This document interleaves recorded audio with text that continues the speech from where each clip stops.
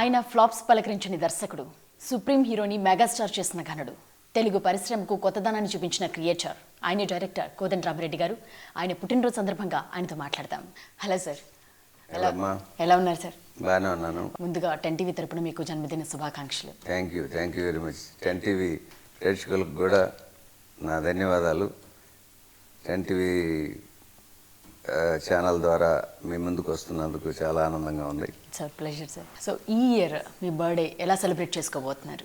మామూలుగా ఏంటంటే నేను చేసి చేసి చేసి గొడవలు అయ్యి అంటే మీకు తెలిసిందే కదా, మామూలుగా ఏంటంటే అన్నీ ఉంటాయి కదా, ఇక ఏదో హోటల్లో పెడతాము, ఫ్రెండ్స్ వస్తారు, అక్కడ గొడవలు అట్లాంటివి కొన్నాళ్ళు ఆపేశాను.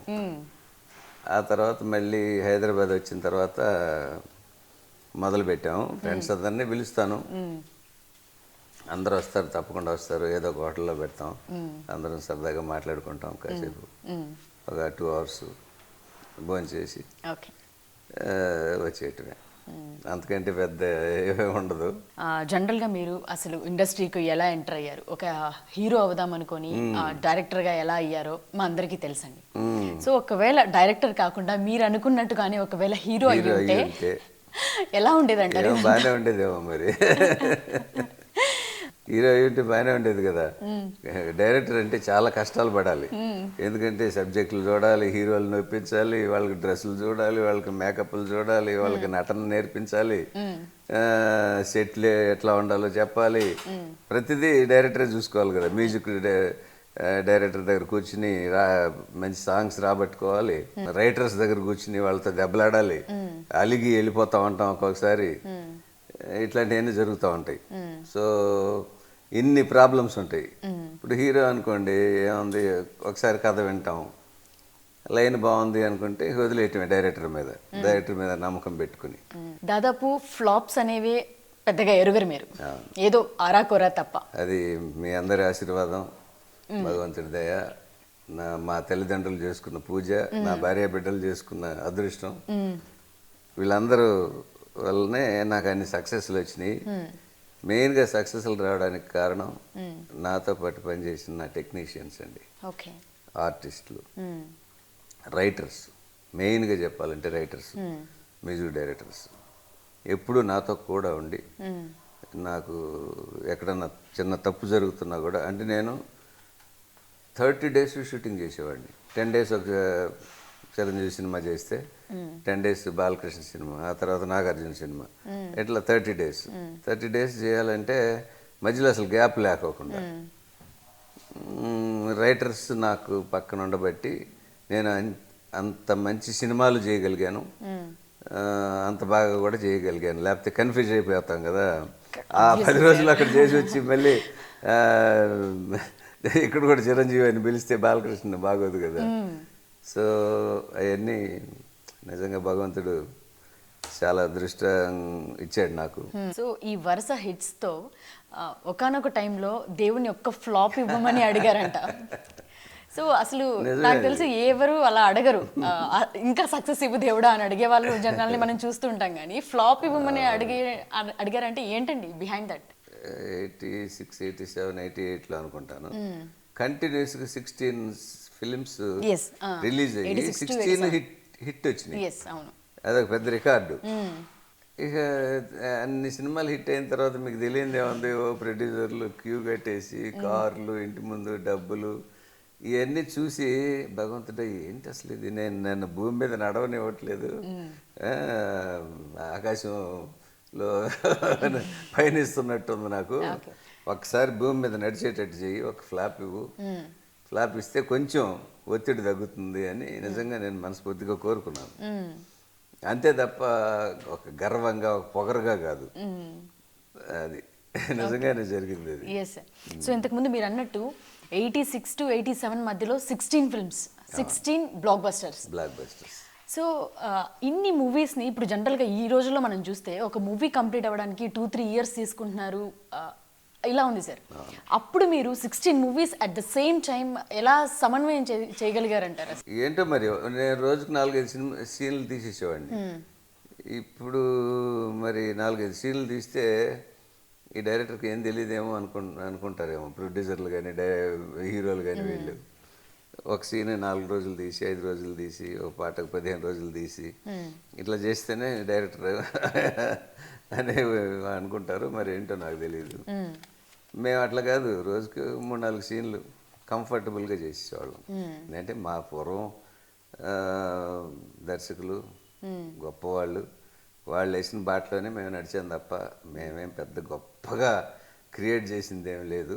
ఏదో సక్సెస్లు వచ్చినాయి, భగవంతుడి దయ వల్ల హ్యాపీ. చిరంజీవి గారి గురించి చెప్పుకుంటే ఒక సుప్రీం స్టార్ నుంచి మెగా స్టార్ చేసింది మీరే. అవును. సో 25 సినిమాలు, దాంట్లో 23 మూవీస్ సూపర్ హిట్స్. సో ఆయన ఆ రేంజ్లో తీసుకొచ్చి పెట్టేసింది మొత్తం మీరే. సో ఈ క్రెడిట్ అంతా మీకే దక్కుతుంది. సో దీనిపై మీ అభిప్రాయం? మీరు అంటున్నారు, ఓకే, ఆబ్వియస్లీ సార్. ఏముందిలేండి, ఇద్దరం కలిసి అంటే ఒక అండర్స్టాండింగ్ ఉండేది, మంచి అండర్స్టాండింగ్ ఉండేది మా ఇద్దరికి. ఈజ్ ఎ గుడ్ ఆర్టిస్ట్, దాంట్లో డౌట్ లేదు. కామెడీ కానీ ఉండి ఏదైనా సెంటిమెంట్లు, విజేత సినిమా తీశాను, ఎంత బ్రహ్మాండంగా, ఒక్క ఫైట్ కూడా లేకోకుండా చేద్దామని చేసాం, అది సక్సెస్ అయింది.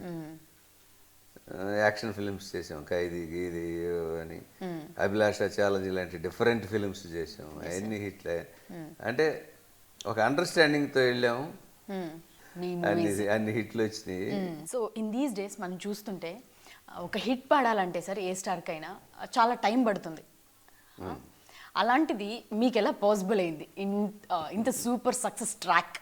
అంటే నాకు రైటర్స్ ఉండేవాళ్ళు అండి, బాగా రైటర్స్ హెల్ప్ బాగా ఉండేది. తర్వాత మ్యూజిక్ డైరెక్టర్స్ కూడా ఫ్లెక్సిబుల్గా ఉండేవాళ్ళు. అంటే ఇప్పుడు ఉన్నారని కాదు, పెద్ద గర్వంగా ఎవరు బిహేవ్ చేసేవాళ్ళు కాదు, చాలా క్లోజ్గా ఉండేవాళ్ళు. నేను కానీ, చిరంజీవి కానీ, బాలకృష్ణ, నాగార్జున, వెంకటేష్, మోహన్ బాబుతో చేశాను, నాగేశ్వరరావు గారితో చేశాను, శోభన్ బాబుతో, కృష్ణ గారితో, అందరితో చేశాను. డైరెక్టర్ నాగేశ్వరరావు గారు చెప్పేవారు, డైరెక్టర్ అనేవాడు మాకు సెట్లో తండ్రి లాంటి వారు. బయటకు వచ్చిన తర్వాత ఓకే, కోదండరామిరెడ్డి ఏదో చిన్న వయసు, అప్పుడు ఆయన పెద్ద కదా మాకంటే. నేను ఆయన సినిమాలు చూసి పెరిగిన వాడిని, ఆయన ఫ్యాన్ నేను యాక్చువల్గా. బయటకు వచ్చిన తర్వాత అది వేరు, కానీ సినిమా సెట్లో ఉన్నంత వరకు డైరెక్టర్ అనేవాడు ఫాదర్ మాకు.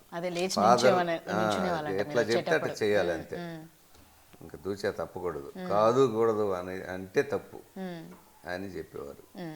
సో మీరు ఆల్మోస్ట్ ఏఎన్ఆర్ గారి దగ్గర నుంచి టిల్ నౌ ఇప్పటిదాకా ఉన్న అందరితో మీరు చేసేసారు, ఒక్క ఎన్టీఆర్ గారితో మీరు చేయలేదు. అది కూడా చేశాను.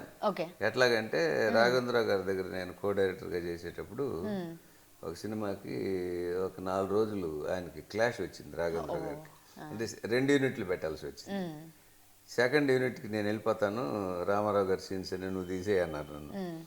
అంటే నాకు భయం వేసింది నిజంగా, అంత పెద్ద ఆయనతో నేను చేయగలనా సార్, కష్టమేమో అంటే. కష్టమేమో అసలు ఏం లేదు, హ్యాపీగా వెళ్ళు, సీన్ ఎక్స్ప్లెయిన్ చేయి, ఎలా చేయాలో చెప్పు, ఈ కెమెరా ఇక్కడ పెట్టాను సార్, మీరు ఇట్లా రావాలని నేను మామూలుగా తెలుసు కదా నీకు, అట్లా చెప్పేసి చేసేస్తారు అన్నారు.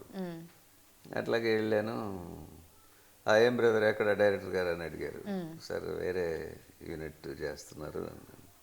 ఓ అయితే మీరు చేస్తున్నారా ఇప్పుడు అన్నారు. అవును sir. Okay, that's all right, కానివ్వండి, రెడీ, ఏం చేయాలి చెప్పండి, మేము ఏం డైలాగ్ చెప్పాలి, ఎలా రావాలి, ఏం యాక్షన్ చేయాలి చెప్పండి అన్నారు. చెప్పేసాను, అయిపోయింది, 4 రోజులు షూటింగ్ అయిపోయింది. సో అట్లా నా క్లాష్ డైరెక్టర్గా చేశాను ఆయన దగ్గర. తర్వాత నాకు 3-4 ఛాన్సులు ఇచ్చారు, కానీ నేను ఉపయోగించుకోలేకపోయాను. అంటే బాగా బిజీగా ఉన్నాను అప్పుడు, జస్ట్ ఆయన రాజకీయాల్లో రావడానికి ముందు. తర్వాత నేను ఆయన సీఎం అయిన తర్వాత ఆయన ప్రొడ్యూసర్గా, బాలకృష్ణ హీరోగా సినిమాలు చేశాను. నాతో చాలా క్లోజ్గా ఉండేవారు. సో ఈ క్రమంలో మీరు అన్నట్లు బిజీగా ఉన్నారు. సో ఇలా మిస్ అయిన ఛాన్సెస్ ఏమి ఉన్నాయి సార్? మిస్ అయిన ఎన్టీ రామారావు గారితో చేయలేకపోయాను. శ్రీదేవి ఒక 20-30 మంది హిందీ ప్రొడ్యూసర్స్ని పంపించింది నా దగ్గరికి, హిందీ సినిమాలు చేయమని. మెడ్రాస్కి వచ్చారు అందరూ, ఎందుకనో కుదరలేదు, చేయలేకపోయాను. నేనే కొంచెం నాన్స్తో ఉండేవాడిని. శ్రీదేవి అనేది సార్ చేద్దాం సార్, ఒకరాధ ఇద్దరు కృష్ణులు చేద్దాం సార్, ఛాలెంజ్ చేద్దాం సార్, అది చేద్దాం సార్, శ్రీరంగ నీతులు చేద్దాం సార్, అది సార్. నేను ఇట్లా ఎంకరేజ్ చేసి ప్రొడ్యూసర్లు పంపించేది పాపం. నేనే చేయలేకపోయాను, అదొక బాధ లోపల. రాజ్ కపూర్ కంపెనీ నుంచి నాకు ఫోన్ వచ్చింది, అదొకటి మిస్ చేశాను. నిజంగా రాజ్ కపూర్ లాంటి ఆర్కే బ్యానర్లో చేస్తుంటే నిజంగా చాలా బాగుండేది. ఇట్లాంటివి కొన్ని జరిగినాయి. అంటే లాంగ్వేజ్ ప్రాబ్లం ఒక్కటే, లాంగ్వేజ్ ప్రాబ్లము. బాగా బిజీగా ఉన్నానండి అసలు 3 hours 4 hours నిద్ర, అట్లా ఉన్నాను. అనిల్ కపూర్ అయితే, జితేంద్ర అయితే ఒకసారి డైరీ ఇచ్చేసి నువ్వు డేట్లు ఫిల్అప్ చేసుకో ఎప్పుడెప్పుడు కావాలో, మిగతా డేట్లు నేను వేరే వాళ్ళకి ఇస్తాను అన్నాడు. చూద్దాంలేండి సరే. అట్లాగే ఖైదీ, అప్పుడు ఖైదీ సినిమాయే చేయలేకపోయాను నేను హిందీలో. తర్వాత అత్తకేముడు అమ్మాయికి మొగుడు ఒక సినిమా చేశాను అనుకోండి. అట్లా పెద్ద పెద్ద హీరోలు, పెద్ద పెద్ద సినిమాలు, పెద్ద పెద్ద బ్యానర్లు ఈ మిస్ అయ్యాను. శ్రీదేవి మాత్రం నిజంగా పాపం చాలా ఇష్టంగా నన్ను చూసేది. హిందీ వాళ్ళని చాలామందిని పంపించింది, నేనే చేయలేకపోయాను. అది మాత్రం ఫీల్ అవుతుంటాను నేను అప్పుడు. Coming to your son Vaibhav, మీరే తన డెబ్యూ మూవీ, మీరే ప్రొడక్షన్ అండ్ డైరెక్షన్. సో ఏంటి సార్ వైభవ్ని ఇంకా బాగుంది, సినిమా బాగుంది అన్నారు. సినిమా బాగానే హౌస్ఫుల్స్తో ఆడింది ఒక 1 week దాకా. ఇక మీకు తెలిసిందే కదా ఈ థియేటర్లు ఈ ప్రాబ్లమ్స్, వీటి వల్ల కొంచెం మళ్ళీ షిఫ్టింగ్లు చేయటం, దాంతో దెబ్బతింటాం. వాడికి మంచి పేరే వచ్చింది, బాగా చేశాడు అని. కృష్ణ గారే ఫోన్ చేసి చెప్పారు నాకు, శోభంబాబు ఫోన్ చేసి చెప్పాడు, అందరు ఫోన్లు చేసి చెప్పారు. కానీ నేను పెట్టిన డబ్బులు రాలేదు. అయినా కూడా మళ్ళీ ఇంకొక సినిమా చేశాను కాస్కో అని, అది అంతే, పెట్టిన డబ్బులు రాలేదు. అందుకని ఇక స్విచ్ ఆఫ్ చేశాను. ప్రొడ్యూసర్గా మనకి కష్టం, మన వల్ల కాదు అని చెప్పి అసలు మా అబ్బాయికి చెప్పేశాను, నేను ప్రొడక్షన్ చేయను, అందుకని నువ్వే బయట ట్రై చేసుకో బాబు, ట్రై చేసుకో, సినిమాలు వస్తే ఓకే, లేకపోతే ఏదైనా వ్యాపారం చేసుకో అని చెప్పేశాను. వాడేదో తమిళ సినిమాల్లో తంటాలు పడుతున్నాడు, ఏదో బాగానే సక్సెస్ అయ్యాడు, తమిళ్లో చేస్తున్నాడు, కంటిన్యూస్గా చేస్తున్నాడు, సక్సెస్లు కూడా వచ్చినాయి. ఇప్పుడు కూడా ఆన్ సెట్స్ ఒక 2-3 సినిమాలు ఉన్నట్టున్నాయి. Okay, is okay. ఇప్పుడున్న దర్శకుల్లో మీరు ఇప్పుడు వస్తున్న మూవీస్ చూస్తుంటారు, ఎవరిది మీకు బాగా నచ్చింది అంటారు ఇప్పుడున్న వాళ్ళలో? ఇప్పుడున్న వాళ్ళు పర్వాలేదండి, బాగానే చేస్తున్నారు. చిన్న సినిమాలు కొంతమంది బాగానే చేస్తున్నారు, చిన్న సినిమాలకు ఈ మధ్య బాగానే ఉంటున్నాయి, కొత్తగానే ట్రై చేస్తున్నారు. అఫ్కోర్స్ రాజమౌళి గురించి నేను చెప్పేది ఏముంది, ప్రపంచం అంతా చెప్తుంది. నాకు త్రివిక్రమ్ శ్రీనివాస్ అంటే చాలా ఇష్టం అండి. అతను డైలాగ్ పంచి, అతను డైరెక్టర్ కాకముందు నుంచి నాకు బాగా పరిచయం. రైటర్గా కూడా కాదు, ఇంకా ముందు నుంచి. సో ఆ డైలాగ్ పంచెస్ బాగా పట్టుకుంటాడు. అంటే సబ్జెక్టులు కొత్తగా అనేది ఏముంటాయిలే కానీ ఆ డైలాగ్ పంచి చెప్పే విధానం కొత్తగా ఉండటమే. సబ్జెక్టులు కొత్తగా ఎక్కడ వస్తాయి? తల్లి తండ్రిగా మారడు, తండ్రి తల్లిగా మారదు, దాన్ని కొత్తగా చూపించడం. పూరి జగన్నాథ్ అప్పుడు బాగా చేసేవాడు, బాగా తెలివితేటలు కలడు, సబ్జెక్ట్ తయారు చేసుకుంటాడు, డైలాగులు బాగా రాసేవాడు. ఇప్పుడు ఈ మధ్య కొంచెం ట్రాక్ తప్పాడా అనిపిస్తుంది నాకు. నేను మన ఎప్పుడో కలిసినప్పుడు అన్నాను, కొంచెం మళ్ళీ పాత రోజులు జ్ఞాపకం తెచ్చుకోయా, బాగా బ్రహ్మాండమైన డైరెక్టర్వి అని ఊరికే సరదాగా. ఫైన్. సో అలాగే మీరు అన్నారు ఇంకా మళ్ళీ మూవీస్ చేయడానికి రెడీ అని. ఒకవేళ రెడీ అయితే సో ఎటువంటి మూవీతో రానున్నారు సార్ ఈ తరానికి సరిపోయేలాగా? అంటే ఈ జనరేషన్కి సరిపోయేటట్టుగానే చేయాలండి. ఇప్పుడు ఏమేమి సినిమాలు వస్తున్నాయి, దానికి ఏదైనా డిఫరెంట్గా ఆలోచించి చిన్న సినిమాలే చేయాలండి. ఇప్పుడు హీరోల దగ్గరికి వెళ్ళి వాళ్ళ దగ్గర నిలబడి చేతులు కట్టుకుని వాళ్ళకి సబ్జెక్టులోకి చేయించి అంత టైము అంత ఓపిక అయితే లేదు చిన్న హీరోలతో కొత్తగా వచ్చే వాళ్ళతో ఎవరితోనైనా చేయాలని ఆలోచనలో ఉన్నారా? అనే ఉద్దేశమే. ఇంతకు ముందు మీరు చేసిన సినిమాలకి ఇప్పుడున్న డిఫరెన్స్ ఏ విధంగా ఉందండి ఇప్పుడు వచ్చిన డిఫరెన్స్ మూవీస్లకి? అంటే సబ్జెక్ట్స్ అవి పెద్ద డిఫరెంట్గా అని నేను అన్న కానీ ఇప్పుడు టెక్నికల్గా బాగా పెరిగింది, నెంబర్ ఆఫ్ డేస్ పెరిగినాయి, ఏదైనా కరెక్షన్ చేసుకోవచ్చు, ఖర్చు ఎక్కువ పెడుతున్నారు, సో మంచి మంచి లొకేషన్స్ చేసుకోవచ్చు. అంతే తప్ప టెక్నికల్గా బాగా ఉపయోగించుకుంటున్నారు. కొంచెం థాట్స్ కూడా కొత్త కొత్తగా, అప్పుడు కూడా బాలచంద్ర గారు భారతరాజు గారు బ్రహ్మాండంగా చేశారు కదా కొత్త కొత్త థాట్స్ తోటి. సో కొత్తగానే చేస్తున్నారు ఇప్పుడు. కాకపోతే విపరీతమైన ఈ టెక్నికల్ డెవలప్మెంట్ వచ్చేసింది. మీరు అసలు ఇక్కడ కూర్చుని హిమాలయాల్లో మీకు తెలిసిందే కదా ఉన్నట్టు చూపించవచ్చు, వాటర్ ఫాల్స్లో ఎగురుతున్నట్టు చూపించవచ్చు. మేము చేసినప్పుడు అట్లా లేదు, నేను చేయాలంటే అక్కడికి వెళ్ళాల్సిందే. సో అవన్నీ అడ్వాంటేజెస్ ఉన్నాయి, బాగా ఉపయోగించుకుంటున్నారు, బాగానే చేస్తున్నారు ఇప్పుడు అందరు వాళ్ళందరూ. సో ఇప్పుడు మీరు మూవీ తీస్తున్నట్లయితే సో ఎటువంటి చేంజెస్ ఏవైనా అవసరము అని అనుకుంటున్నారా మీ డైరెక్షన్లో? చేంజెస్ అంటే నేను మారాలి, దీనికి అనుగుణంగా అంటారా? ఇప్పుడున్న ట్రెండ్కి నేను మారాలి. అందుకే వరుసగా సినిమాలు చూస్తూ ఉంటాను నేను. మామూలుగా చూసి విశ్లేషణ చేసుకుంటూ ఉంటాను. సో మనం సినిమా చేస్తే ట్రెండ్ మారింది కాబట్టి ట్రెండ్కి అనుగుణంగా చేయాలి, కానీ మనం ఇంకా పాత పద్ధతిలో ఉంటే మాత్రం సినిమాలు ఆడవు అనేది నా అభిప్రాయం. డెఫినెట్గా నేను సినిమా అంటూ తీస్తే ఇప్పుడున్న ట్రెండ్కి సరిపోయేటట్టు తీస్తాను. ఏ కాన్సెప్ట్ని ఎంచుకుంటారు సార్? ఏ జానర్ మూవీతో? నాకు ఎక్కువగా కామెడీ ఇష్టం. ఆఫ్ కోర్స్ సెంటిమెంట్ కూడా బాగా చేయగలను నేను. ఇప్పుడు జనం ఎట్లా ఉన్నారంటే థియేటర్కి వెళ్ళి ఏడవాలనా, ఇంట్లోనే చాలా గొడవలు ఉన్నాయి, ప్రతి ఇంట్లోనే పరిష్కారాలు చేసుకోవాల్సిన ప్రాబ్లమ్స్ చాలా ఉన్నాయి, థియేటర్కి వెళ్తే కాసేపు నవ్వుకుని రావచ్చు అని అనుకున్నా చిన్న కాన్సెప్ట్ అనేది ఉండాలండి. అస్సలు కాన్సెప్ట్ లేకుండా ఊరికే కామెడీ